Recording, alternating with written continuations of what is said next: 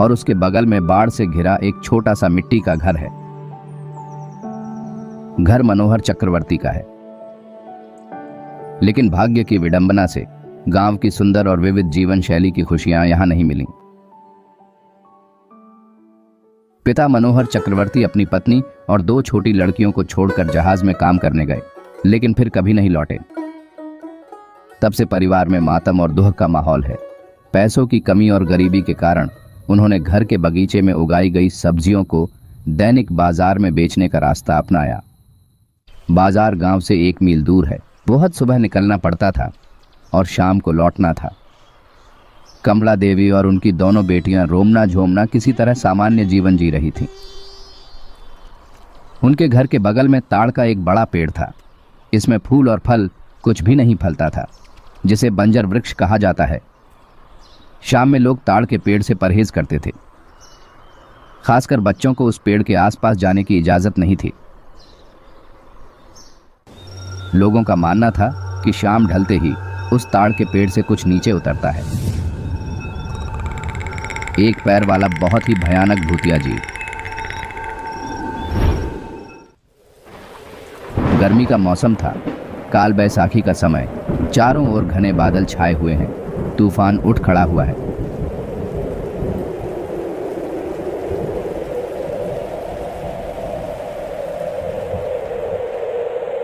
हवा खिड़कियां और दरवाजे में दस्तक देने लगी। इस बीच बाजार में तूफान अभी शुरू ही हुआ है। आसपास हर कोई दुकानें समेटने में लगा हुआ है। कमला भी घर लौटने की तैयारी कर रही थी कि अचानक बिशु ने आवाज दी। मुझे लगता है तूफान आएगा, थोड़ा ठहर जाओ। नहीं बिशु दादा, रुकने से नहीं चलेगा। मुझे जल्द से जल्द घर पहुंचना है। जैसे ही कमला की बात खत्म हुई, बिजली की चमक के साथ बारिश की बड़ी बड़ी बूंदें नीचे गिरने लगी। बेटी, इस तूफान में तुम पहुंच नहीं पाओगी और ये तूफान इतनी जल्दी खत्म नहीं होगा। तेज तूफान है। बात सुनो मेरा, यहीं रुको। पर ना पहुंचे तो? कमला की बात खत्म नहीं हुई। चारों ओर काले घने बादल छा गए और काल बैसाखी में तेज गरज चमक के साथ बारिश होने लगी। तीव्र वेग से शुरू हुई तूफानी बारिश को 2 हताश और भयभीत आंखों से वो देखने लगी। रात का अंधेरा धीरे धीरे घना होता जा रहा है। बारिश अभी थमी नहीं है। तूफान धीमा हो गया है, लेकिन बारिश पूरे जोरों पर जारी है। घर के बाहर 2 बहनें बैठी हैं। रूमना ने कहा, ए झुमना, रात होने वाली है। हाँ रे दीदी, माँ कब आएगी? पता नहीं, शायद आज नहीं आएगी। सच बोल रही है दीदी, माँ नहीं आएगी। नहीं रे, मौसम को देख, ऐसी तूफान में माँ कैसे आएगी?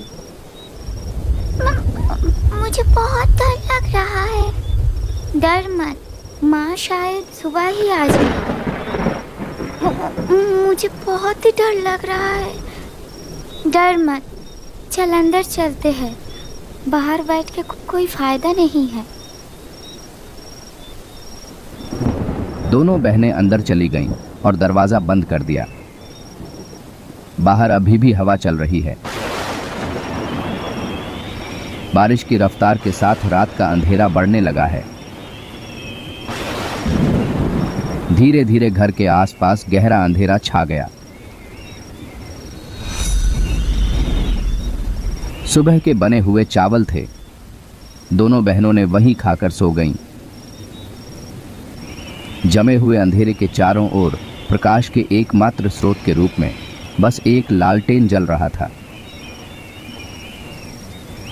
बंद दरवाजों और खिड़कियों की दरारों से हल्की ठंडी हवा आने लगी। 2 बहनें एक कंबल ओढ़कर सो गईं। रुमना, अरे ओ रुमना, झुमना, तुम सब किधर गए? दरवाजा खोलो। रात का कौन सा समय होगा? करीब 2 या 2:30 बजे। चारों ओर से हवा की आवाज अब भी आ रही है। आवाज सुनकर रुमना जाग गई। ऐसा लग रहा था मानो कोई उनका नाम पुकार रहा हो। मन का वहम सोचकर वह दोबारा सोने जा रही थी, तभी वो आवाज फिर से सुनाई दी। कहाँ चले गए तुम दोनों? दरवाजा खोल दो, मैं आ गई। बाहर बहुत तूफान है, मैं भीग गई हूँ, दरवाजा खोल दो। फिर वही आवाज रुमना के कानों में आई। वह कांपते हुए उठ बैठी। कमरे में काफी अंधेरा हो गया है। लालटेन की रोशनी भी कम हो चुकी है। दरवाजे की दिशा से अभी भी धीमी आवाज आ रही थी और दरवाजा खटखटाने की हल्की सी आवाज आ रही थी। रुमना ने फिर सुना, रुमना, दरवाजा खोल दो, मैं आ गई हूँ, तुम्हारी माँ। रुमना, नहीं, ये तो सच में ही माँ है, मतलब माँ आ गई है। उसके चेहरे और आंखों पर अत्यंत आश्चर्य और प्रसन्नता की छाप छा गई। बहन अभी भी सो रही थी और इन सब से अनजान थी। रुमना बिस्तर से उतरी और धीरे धीरे दरवाजे की ओर बढ़ी और दरवाज़ा खोला। जब उसने दरवाज़ा खोला तो सामने उसकी माँ खड़ी थी। अंधेरे में पूरी बात समझ नहीं आई, लेकिन बाहर से आ रही बिजली की चमक स्पष्ट न होते हुए भी वह समझ गई कि उसकी माँ उसके सामने खड़ी है। खुशी से कहा, माँ, तुम इतनी रात में? हाँ रुमना, मैं ही हूँ। तुम दोनों को छोड़ के अकेले में रह सकती हो क्या? इसलिए तो दौड़ के आई तुम्हारे पास। उसने तुरंत अपनी माँ को गले लगा लिया। बच्ची अपनी माँ को अपने पास देख भूल गई कि वो भीगी हुई है। बहन, देख देख, अरे छोड़ छोड़, मैं तो भीग चुकी हूँ। वह अपनी बहन को यह बताने के लिए बुलाने जाती है कि उसकी माँ यहाँ है, लेकिन जैसे ही वह उसे गले लगाती है, कमला तुरंत उसे दूर झटक देती है। रुमना थोड़ा चौंकी। उनकी माँ की कपड़े पानी में भीग गई है। माफ कर देना माँ। ठीक है, छोड़ दे, सब समझती हूँ मैं। इस बारिश में भीग जाएगी तो ठंड लग जाएगा। चल अंदर चल, जल्दी से अंदर चल। माँ की आवाज में फिर वही वात्सल्यपूर्ण ममता उभर आती है। दरअसल इतने तूफान के बाद उसे अपनी माँ को बाहर खड़े नहीं रखना चाहिए था। दरवाजा बंद करके अंदर आ जा, बारिश भी बढ़ चुकी है। हाँ माँ, चलो। फिर रुमना अंदर से दरवाजा बंद कर देती है। घर के अंदर कीचड़ न हो जाए, इसलिए कमला देवी टोकरी छोड़कर गीले कपड़े बदलने के लिए रसोई में चली गईं। रुमना अपनी माँ से पूछती है, माँ, बत्ती की रोशनी कम हो चुकी है, मैं मिट्टी का तेल डाल दूँ क्या? नहीं, छोड़ दे, वैसे भी बहुत रात हो चुकी है, बत्ती लेके क्या करूँगी, सोना ही तो है। ठीक है माँ। तुम दोनों ने खाना खाया? हाँ माँ। जा जाके सो जा, मैं भी आ रही हूँ। कुछ खाने के लिए दे दूँ माँ?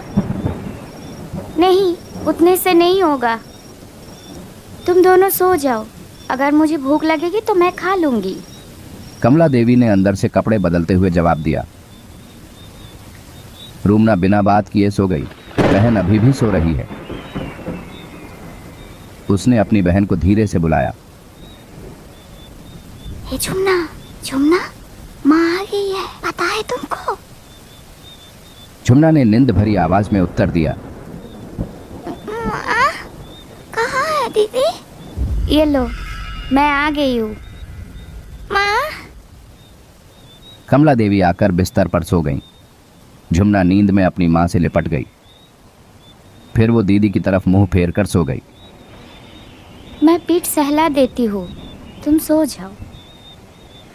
बहुत समय बीत गया। बारिश रुक गई है।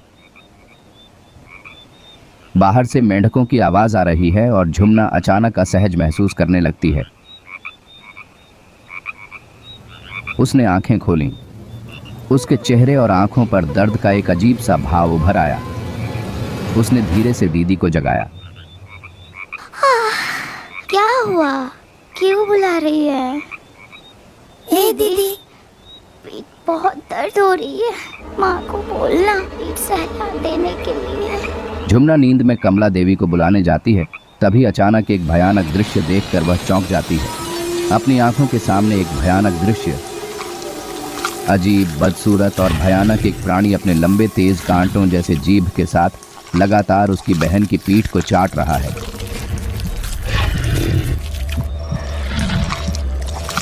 उसकी जीभ से खून टपक रहा है।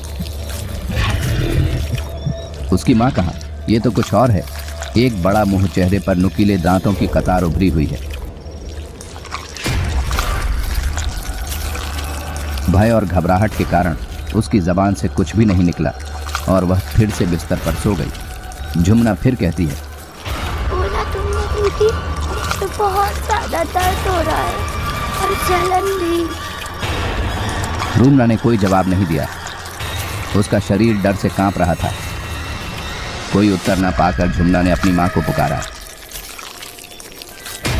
माँ, ओ माँ, पीठ में बहुत जलन हो रहा है, थोड़ा सा सहला दीजिए ना। हाँ, दे रही हूँ। थोड़ी देर बाद झुमना फिर सो गई, लेकिन रूमना को अब नींद नहीं आ रही थी।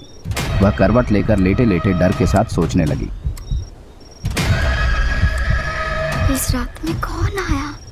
वह सोच ही रही थी कि क्या करे। अचानक झुमना के चेहरे पर दर्द के भाव आ गए।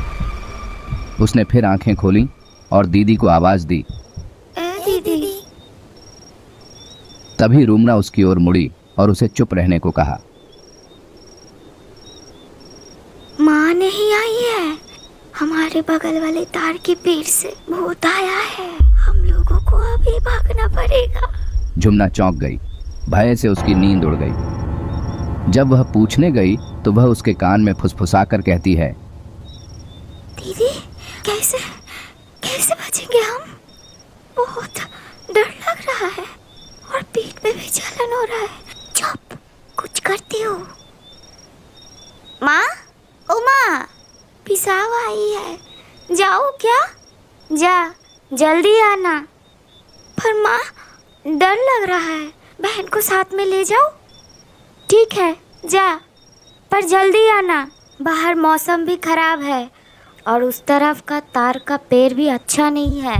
एक पैर वाली भूत रहता है उधर। मुश्किल हो जाएगा, जल्दी से आ जाना। कमला देवी के स्वर में जवाब आया। दोनों बहनें धीरे धीरे बिस्तर से उठीं और दरवाजे की ओर आईं। रूमना ने उसका हाथ कसकर पकड़ लिया और दरवाजा खोलकर बाहर चली गई। फिर धीरे धीरे दरवाजे पर कुंडी लगाते ही दरवाजे में एक हल्की सी आवाज हुई।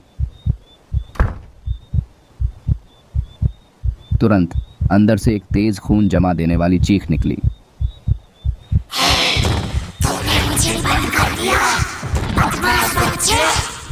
खोल खोल, जल्दी से खोल, वरना तुम दोनों की गाल मरोड़ दूंगी। भाग, जल्दी भाग बहन, जल्दी भाग। दीदी, मेरा पीठ बहुत दर्द हो रहा है। भाग भाग, जल्दी भाग, भाग जल्दी, भाग भाग, जल्दी भाग। इतना कहकर दोनों बहनें तेज गति से भागने लगीं। पीछे से दरवाजा खटखटाने की आवाज और उस अजीब सी चीख की आवाज आने लगी।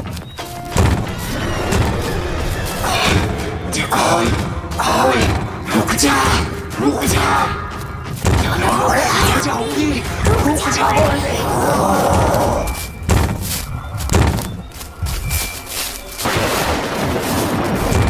कुछ ही पलों में दरवाजा तोड़कर जीव अपने एक पैर पर कूदकर बाहर आ गया और बड़ी तेजी से उनका पीछा करने लगा।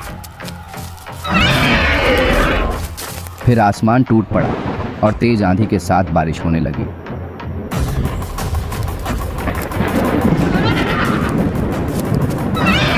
दोनों बहनें बारिश की परवाह न करते हुए तेजी से दौड़ने लगी। खेत, मैदान, बांस के जंगल को पार कर वे धीरे धीरे दूसरे मोहल्ले की ओर आ गए। अभी भी वह अजीब भूत उनका पीछा कर रहा है। उसकी भयानक हंसी की आवाज आने लगी। भूत धीरे धीरे उनकी ओर बढ़ने लगा। जितना हो सके तेजी से दौड़ते हुए उस मोहल्ले का पहला घर अचानक सामने आ गया। खोलो खोलो दरवाजा, खोलो, बचाओ बचाओ, खोलो खोलो दरवाजा, खोलो खोलो खोलो, बचाओ हम लोगों को, खोलो, बचाओ, दरवाजा खोलो, बचाओ, बचाओ। रूमना झुमना उस घर के दरवाजे पर आई और तेजी से दरवाजा खटखटाने लगे। कुछ ही देर में घर के मालिक देवराज गोस्वामी ने दरवाजा खोला। अरे क्या हुआ है बच्चा, इतनी रात को? हम लोगों को बचा लो, वो मार डालेगी हम दोनों को। दीदी बहुत दर्द हो रही है। तभी झुमना रुमना के कंधे पर बेहोश हो गए। देवराज बाबू ने बिना देर किए जल्दी से उन दोनों को अंदर ले लिया और दरवाजा बंद कर दिया। फिर कुछ देर बाद जब वो दोनों संभल गए तो गोस्वामी जी ने रुमना से सब कुछ बताने को कहा। उधर गोस्वामी जी की पत्नी झुमना को संभाल रही थी। रुमना धीरे धीरे गोस्वामी जी को सब कुछ बता देती है। सब कुछ सुनने के बाद देवराज बाबू ने कहा, भगवान की अशेष कृपा है, तुम लोग बच गए। तुम्हारे घर के पास वाला पेड़ अच्छा नहीं है। गांव का एक पैर वाला भूत वहां रहता है, जिसका मुंह बहुत बड़ा है और उसके मुंह से एक बहुत लंबा जीभ बाहर लटकता रहता है और बच्चों की तरफ उसका नजर रहता है। अगर कोई अकेला मिल जाए तो उसको उठाकर लेके चला जाता है। अभी रहने दो वो सब बातें, तुम्हारी माँ जब आएगी तब कुछ बंदोबस्त करेंगे।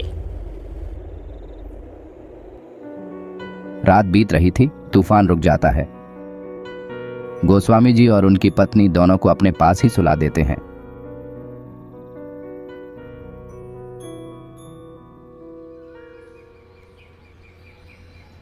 ओ गोस्वामी जी, दरवाजा खोलिए। ओ गोस्वामी जी, दरवाजा खोलिए ना, मैं कमला हूँ। इतनी सुबह अब कौन आया है? आती हूँ, रुको। उन्होंने दरवाजा खोला तो उनको एक औरत दिखाई दी। चेहरे पर भय के भाव, डर से चेहरा सूख गया है।